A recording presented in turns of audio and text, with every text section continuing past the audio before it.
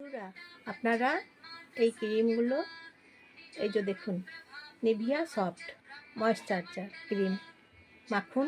দেখুন খুব ভালো হবে মুখে, হাতে এবং বডিতে। দেখুন মাখুন, ইউজ করুন। আপনাদের মুখের ত্বক একদম কোমল হবে, নরম হবে, একদম সফট হবে। তাই আপনারা এটা ইউজ করুন। এই ক্রিমটা সকালে বৈকালে দুবার ইউজ করুন। দেখুন আপনাদের খুব ভালো স্কিন পাবেন আপনারা। দেখুন এই যে নিভিয়া সফট।